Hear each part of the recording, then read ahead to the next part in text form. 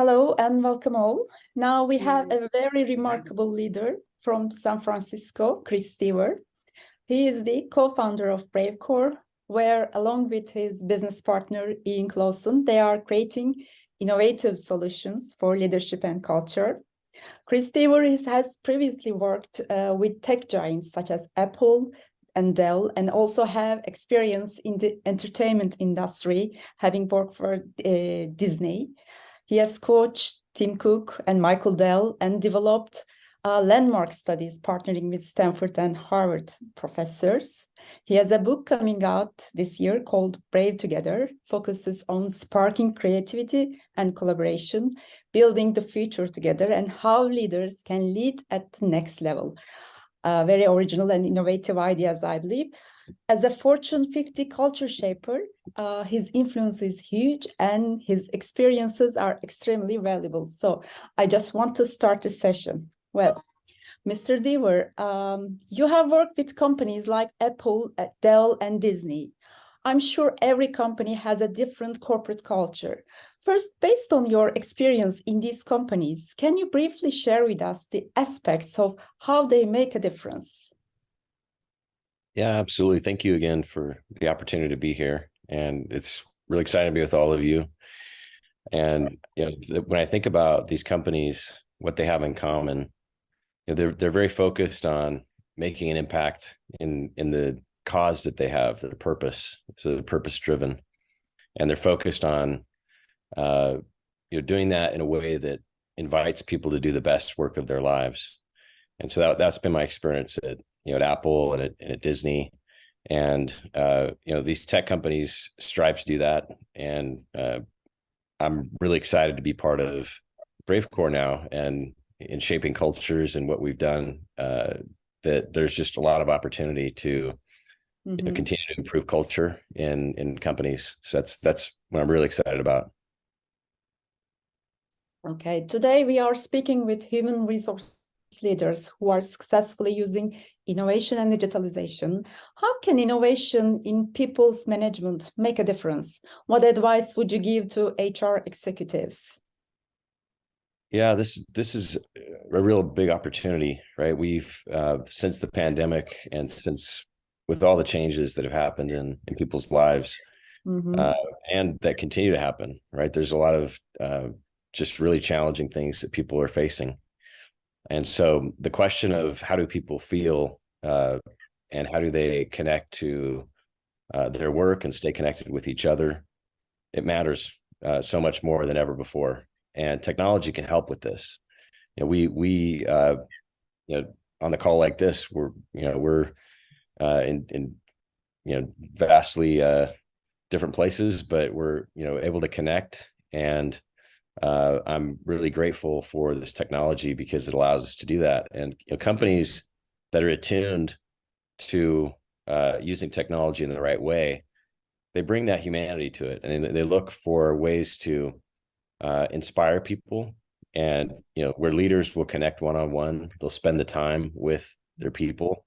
I've seen this in the best companies, that they really care deeply about people, and especially in moments like these where there's a lot of disruption in our lives. And so that's part of it, is just amplifying connection, right? Where people feel like they can that what they feel matters at work. And another one is how they can collaborate better, right? How people can collaborate more across geographies, and how they can connect to do their work together. And then with that is co-creation, and that they can look to build products and services together. Most of all of that really is about being brave. And we all face fears in our lives, and we have and at other times more than others, right? We face the realities of whatever our situations are, and there's that. So the more that we can do to be together in how we work, it just helps a lot. And these companies have done a lot of that work. So I'm impressed by that. And there was work that we did at Apple and Disney too, Mhm. to bring more of that for leaders to lead more in that way. Yes, Apple is a technology company. Does it apply this aspect to human management as well? And if yes, how? Yeah, so most people know Apple for thinking different and for creating great products Mm-hmm. that connect us, right? Like FaceTime, and I'm on a MacBook right now, so I use their products pretty regularly, and a lot of people do, and so that's one is just how they create their products to feel very human or to feel like they're an extension of you. That's one, and then just they, they believe in the philosophy of the convergence of humanities and technology, and so a lot of the work I was involved with at Apple was exploring if we're good at thinking different. We have an original voice, and everybody does, right? We all have a voice. We all have a purpose on this earth, and there are things that make our soul or our heart sing, and things that we want to create. And so at Apple, we explored how to work better as teams, how to amplify, thinking different, but really working different together. And so that meant, working in ways that were more collaborative, where they could brain trust, they could meet as teams with egos off the table, and building blocks on the table. They could be very honest with each other and partner in ways that were human, right? Where a lot of the part of the starting question I was impressed with at Apple, and we would do more of this with the leaders, was they check in with people. How are you doing, right? How are things really going in your life? And if they're facing challenges, or even an emergency, we'd look for ways to help. And I was always impressed by that. And then beyond that is just how, as a culture, as a company culture, Mm-hmm. Apple can make an impact in the community, right? So they've part of the work we did, and Angela Ahrens, who ran retail, was very focused on this. Was how do we bring a sense of community into different places, right? So we launched. She and her strategy team launched 500 different stores, and there was always a question. They had launched something called Apple, or Today at Apple, and that included classes where people could learn, and kids can learn uh, how to create on iPads and different tools. And so that was a big part of it too. Was how do we bring a sense of community to different places and help people feel connected to something. Okay, thanks. What would you say if we ask you to name three important characteristics of today's HR and culture leaders? And I think I look at these as if we think about leaning into the future, we as a as a as a as a people across the world, have been, and we think about business in the context of business. A lot of business in the industrial age was focused on efficiency, right? The goal was to get things done faster. And then it became this, what we call the information age, where the focus was really about effectiveness and habits and optimization. But we see that as being the baseline now, that the future really is this next wave. And people are really interested, and they want to, we've talked about, kind of bringing our whole selves, right, to the work we do. They want to feel seen and heard, and they want to co-create amazing things. So we look at this wave of co-creation as the future. And so then the question that we raised, that you said, it was, well, what are essentially the building blocks, right, for leaders, for teams, for companies, cultures to work together? And there's really three things. One is what we call shared wisdom, and that's Mm-hmm. deep listening, right? Where leaders ask questions, and they ask more questions than answers, right? They ask questions because they're genuinely interested in their people. The co-founder of Pixar, Ed Catmull, who's a friend, he started that with Steve Jobs, and he told us that his philosophy of leadership is he leads with a question. Yes, fantastic. And there's power in that. And so that one, we started a podcast called Lead with a Question based on that philosophy. And so the first is that shared wisdom. Another is deep empathy, which is a driver for, it's not just a soft skill. It's actually what people need in, in their lives. And, it's been with the pandemic and a lot of the changes, whether it's remote or hybrid work, or just the feeling of that people have had of feeling isolated.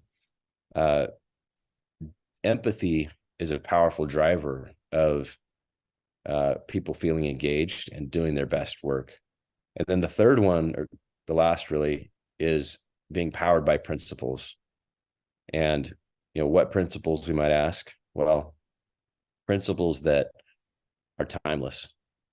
And, Apple's a good example of this, but it took them time to get there, right? Steve Jobs, his journey as a leader was, it was kind of a rough version of Steve that we see in the Hollywood version, right? That he was kind of this, abrasive figure, and he got fired from his own company. And, the backstory to that usually doesn't get told, that Ed Catmull shares, he knew Steve for about 26 years, was that over time, Steve learned empathy. And when he had to restart, right, with Next and Pixar and come back to Apple, he gained a different perspective, but he allowed himself to be open to change.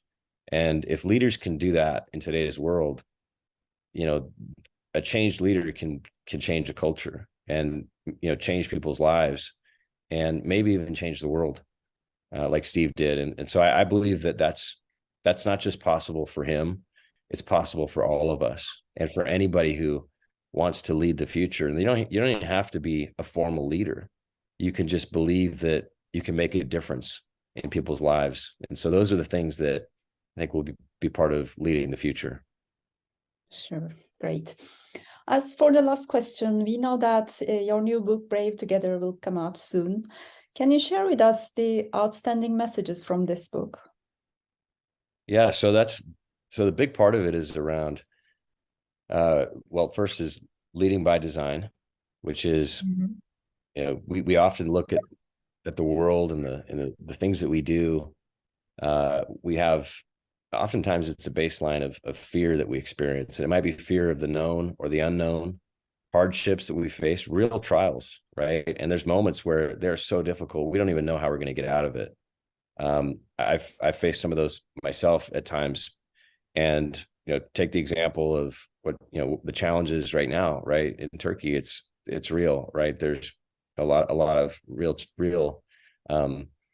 pain that people are going through, and so part of it is how do we take these struggles and turn this pain over time into, let's say, something useful, or at least what we learn, right? And how we can grow and turn this pain into power and fuel for the future. And it's not easy, and it's it takes time.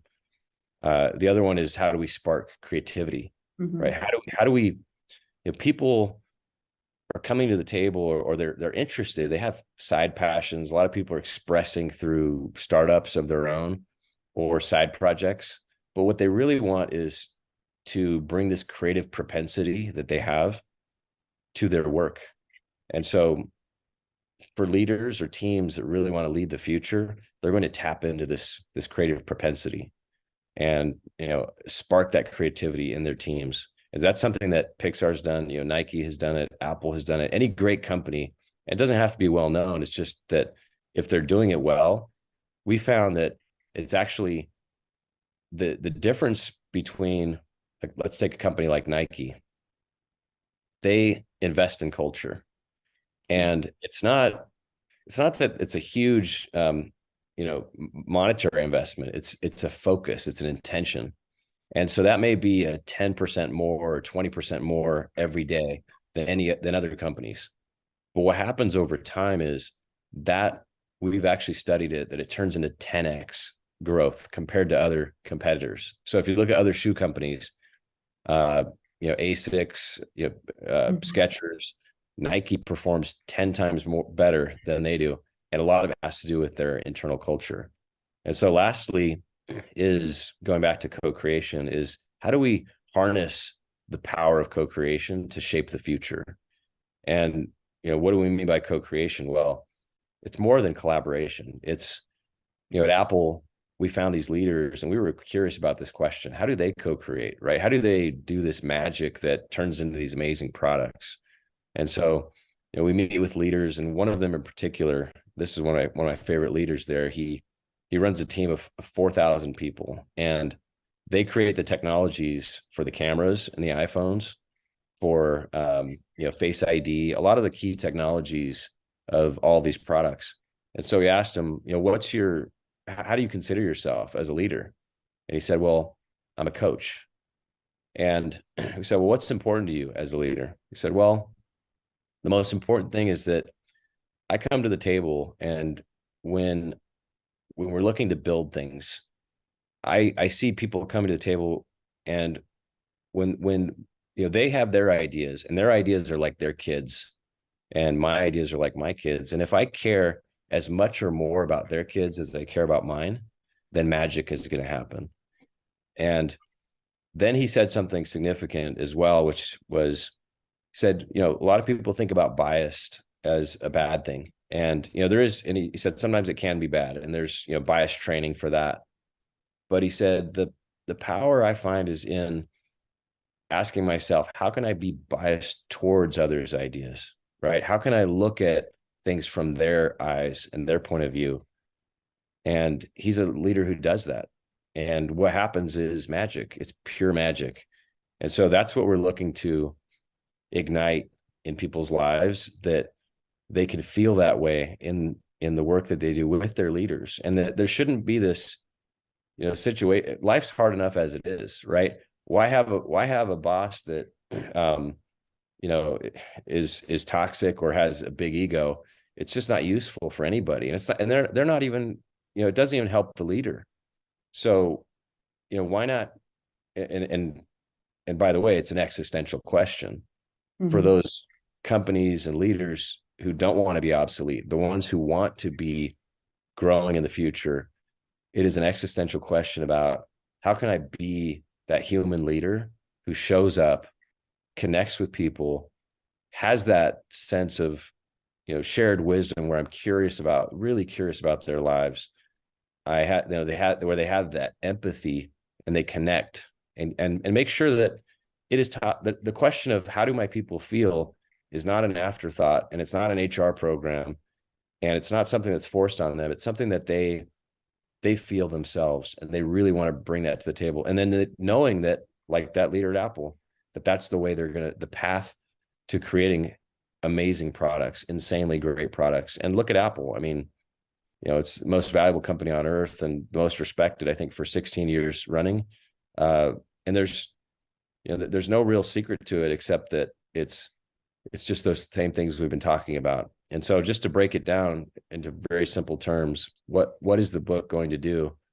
Well, going back to this notion of fear, we all experience different fears in our lives, every one of us. And they could be conscious, like something we really fear that we believe may or may not happen. Or it may be, something that we just perceive subconsciously. But a lot of times our path forward, our path forward is to be brave. And, braving it is a good thing.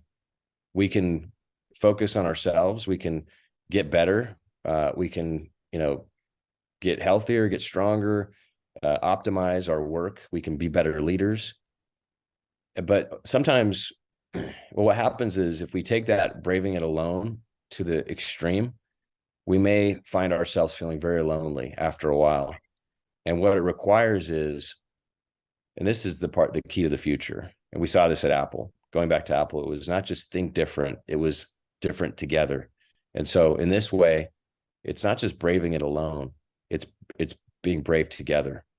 And so the question of the future is, how can we be brave together and face these circumstances that are difficult, face these trials, but do it together and then face the future that it has a lot of unknowns. I mean, look, ChatGPT, AI, where will these things go next? Well, we don't know. But what we do know is we have a lot of great people that have really powerful ideas, and there is magic readily available if we connect in the right ways. Thank you. These are great ideas. I'd like to read it when it's come out. Do you have anything to add before we wrap up? Because we are really run out of time. Oh, no, this has been great. I really appreciate the Thank time. you. It's been a pleasure. Thank you so much for your great insights and ideas, and also many thanks for sparing your valuable time with us. I hope to meet you again. Thank you. Thank you, everyone, for watching us, and enjoy the rest of the day.